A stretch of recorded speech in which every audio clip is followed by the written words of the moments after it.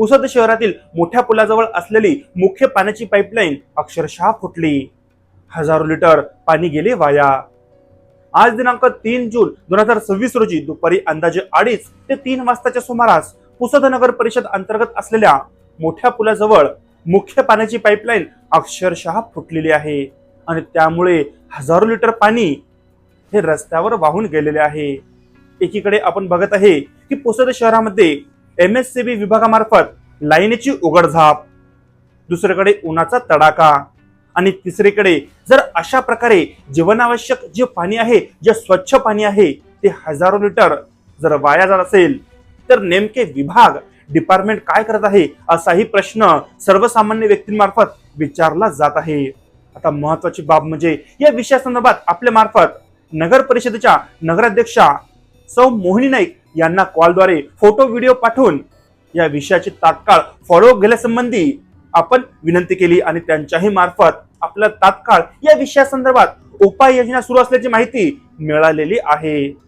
पाणी पुरवठा विभागाचे प्रमुख माधव पाटील साहेब यांना सुद्धा या विषयासंदर्भात आपण अवगत करून दिलं आणि त्यांच्या मार्फतही सकारात्मक प्रतिसाद आपल्याला मिळालेला आहे। महत्वाची बाब म्हणजे याच रस्त्यावर वेगवेगळ्या कालावधीमध्ये मुख्य पाईपलाईन ही फुटलेली आहे।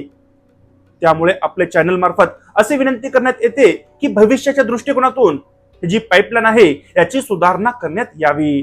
आता महत्वाची बाब म्हणजे हा जो मोठा पूल आहे तो पुसद, यवतमाळ, पुसद, नागपूर या शहरांना जोडणारा आहे।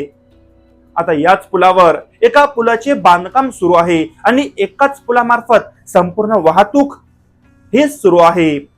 त्यामुळे जे असलेला पूल आहे त्या पुलावर मोठ्या प्रमाणात पाणी साचलेले आहे आणि अगोदर असलेले खड्डे, त्यामुळे स्थिती अतिशय भयावह झालेली आहे। त्यावर जाणारे दुचाकीस्वार, सायकलस्वार आणि पैदल जाणारे व्यक्ती यांना या साचलेल्या पाण्यामुळे मोठा नाहक असा त्रास सहन करावा लागत आहे।